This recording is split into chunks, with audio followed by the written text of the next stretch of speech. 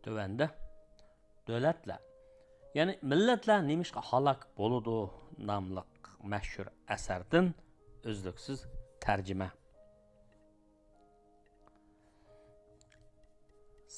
8-ci bab 5-ci paragraf Prester John'ның mutlaqiyatçılығы.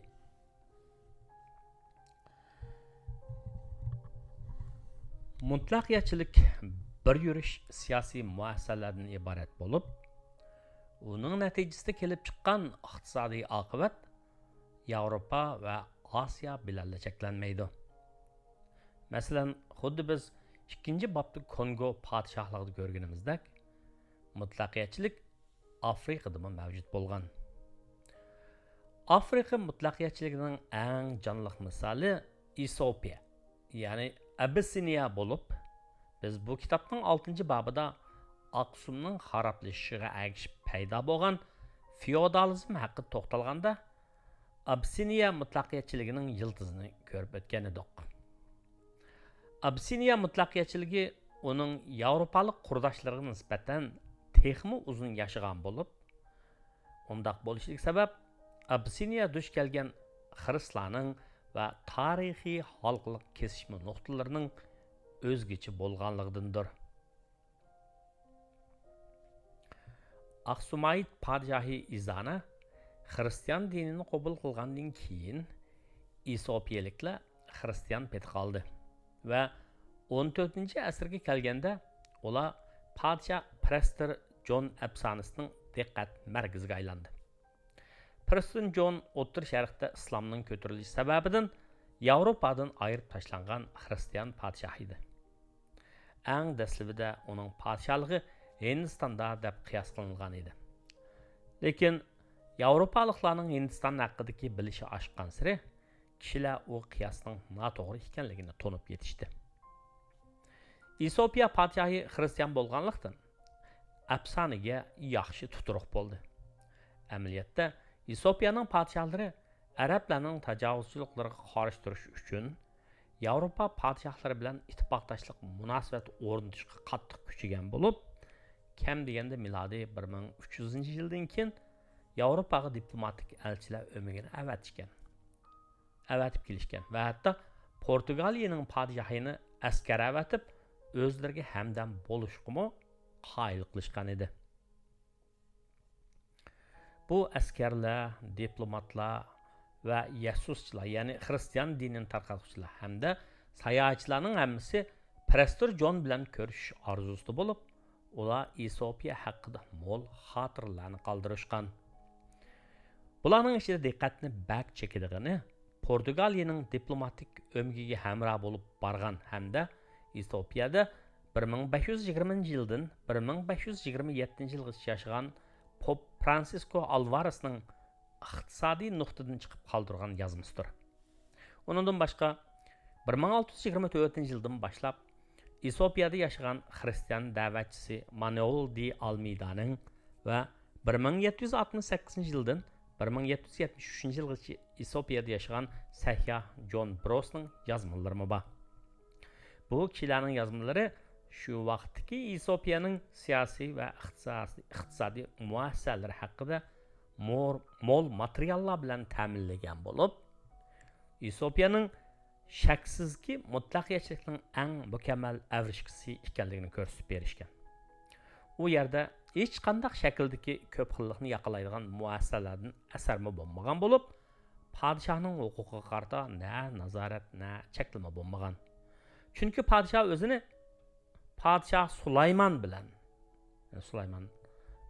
Sulayman bilan Maliki Shiba'nın pushti bo'lganligi uchun taxtni shulardan miros qolgan deb jakalagan. Mutlaqiyatchilikning natijasi padişahning siyosiy strategiyasi keltirib chiqargan mulk huquqining kapolatga ega bo'lmasligi bo'lib, masalan Biros bu haqida mundaq yozgan. Barliq yer padişahga tabi. Padişah keyip çağcaqda yerlerini kimga bəgiz kəsib berdi, xalığan çağda onu elib aldı. O ölüp ketiş bilanla barlıq yer zaman padişah varısının qoluğa ötüdü.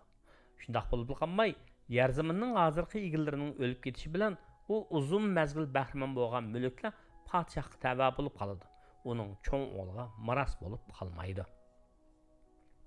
Alvaris Mubada büyük kişiler xalqqa jabr zulm salmagan bo'lsa, texmi ko'p meva va mo'l hosil alg'ili bo'ladi deb yozgan.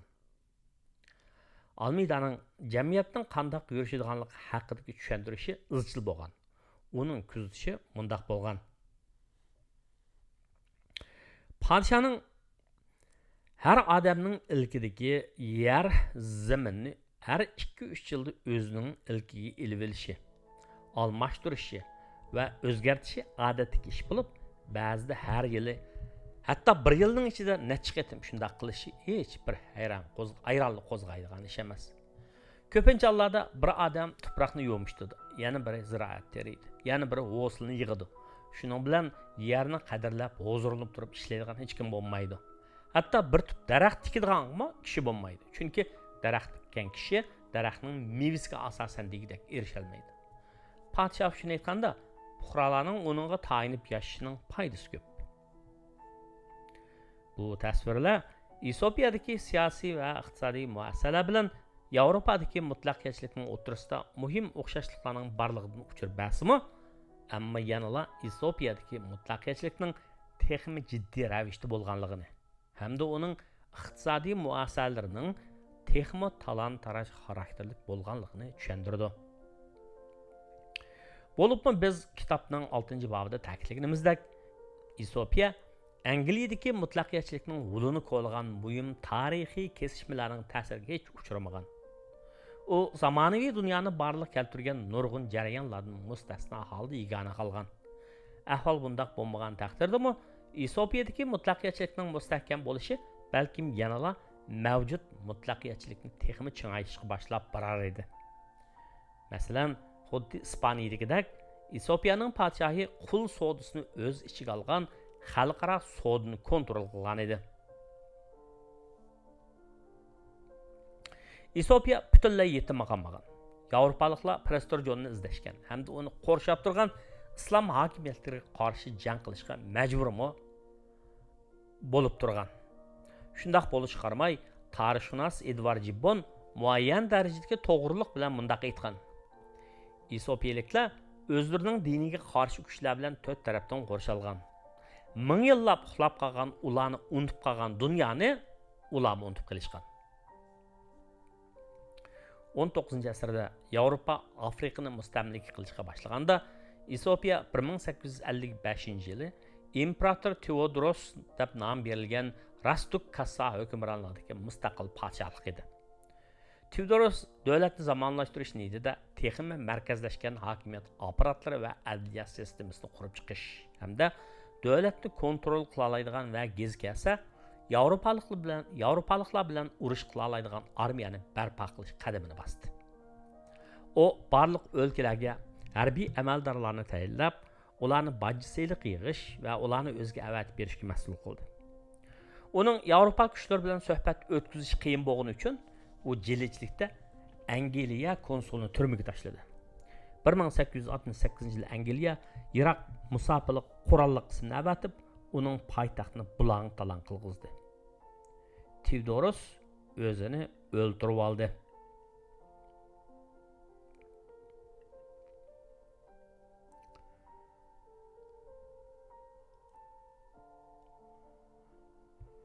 Theodorosning qaytadan qurib chiqqan hukumati baribir italiyaliklarga qarshi urushda 19-asrdagi mustamlikachilikka qarshi urushning ulug' g'alabalaridan birini qo'lga keltirishga muvaffaq bo'la oldi. 1889-yili taxt ma'nilik ikkiga tegilib oldi. U taxtga chiqibla Etiyopiyada o'zining mustamlikasini o'rnatish niyatidagi italiyaliklarning o'ziga bo'lgan qisqishiga duch keldi. 1885-yili Germaniyaning bosh ministri Bismarck Berlinda Yevropalik kuchlarning Afrikani mustamlika qilish plani o'tirib qo'yilgan yig'in chaqirdi va ular Afrikani o'zlarining o'xshamagan manfaatlariga beqib bo'lib olishni qaror qildi.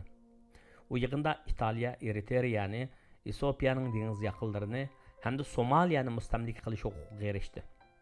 Gerçi yig'inda Etiopiyaning manfaatiga vakillik qilgan kuch bo'lmagan bo'lsa-mu, ammo u yana o'z bet qilishga muvaffaq bo'ldi. Lekin İtaliyaliklar to'xtamay o'zlarining cho'tini so'qishdi va 1896-yili Eritreyaning janubidan Etiopiyaga askar kirgizdi. Buningga manlikning qaytirgan inkosi xuddi o'rta asrdagi bir Yevropa podshohining mushundaq ahvolda qaytirgan inkosdek bo'ldi. Ya'ni u yuqori qatlamning o'ziga tava qurolli qismlarini harakatlantirib, ulardan bir armiya tashkilladi. Bu usul bilan janggohda uzun mezgil tirkish turg'ul bo'lmagani bilan, ammo qisqa vaqtning ichida zo'r kuchga taqobil turg'ul bo'ladi. Bu qisqa vaqt 1896-yili Adova so'qishida Manalikning 100 ming kishilik qo'shini Italiyaning 15 ming kishilik qo'shinini saldak besib olib, ularni mag'lub qilishga yetarlik bo'ldi. U bir qatimliq mustamlikaga aylanmagan bir Afrika davlatining bir Yevropa hokimiyatini harbiy urushda mag'lub qilgan eng buyuk bir urush bo'lib, shuning bilan Etiopiyaning mustaqilligi yana 40 yil davomlashdi. Etiopiyaning eng oxirgi podshohi Rastafari 1930-yili Haile Selassie nomi bilan taxtga o'ltirdi. Haile Selassie 1935-yilgacha, ya'ni Italiyaliklar ikkinchi qadam tajovuz qilib kirib, uni ag'dirib o'tkazib bo'lgan vaqtda taxtga o'ltirdi va inglizlarning yordami bilan 1941-yili surgundan qaytib keldi. Hamda 1974-yili Dirk, ya'ni komitet deb atalgan bir guruh markazimchi harbiy ofitserlardan tashkil topgan guruh qo'zg'agan harbiy o'zgarishda ag'dirib tashlang'ich bo'lgan vaqtda Etiopiyaga hukmronlik qildi. Harbiy o'zgarishda g'alaba qilgan bu guruh davlatni talon-taroj qilib, texmi yalangtosh qilib etishdi. Mutlaqiyatchi Etiopiya imperiyasining Galt deb atalgan asosliq talon-taroj xarakterli iqtisodiy muassasalari va Aqsumning xaroblashishidan keyin barpo bo'lgan feodalizm tuzumi 1974-yilgi inqilobdan keyin amaldan qoldirilguncha bo'lgan vaqtda davomlashib kelgan. Bugungi Etiopiya dunyodagi eng nomrod davlatlarning biridir. Etiopiyaliklarning kishi beshiga to'g'ri keladigan o'ttirchi kirimi Angliyaning kishi beshiga to'g'ri keladigan kirimining o'ttirchi kirimining 40 dan 1 teng keladi. Nurg'un kishilar yez sahrolarda yashaydigan bo'lib, yeziglik mahsulotlari bilan jinini aralamoqda. Ularda pokiz ichimlik suv, tok va maktab ham sog'lomlik markazlari qis. Aholining o'ttirchi umri 54 yosh atrofida bo'lib, yosh quramga yetganlarning 3 dan 1 savodliq. Angliya bilan Etiopiyani solishtirma qilish orqali dunyodagi tengsizlikni tushungili bo'ladi.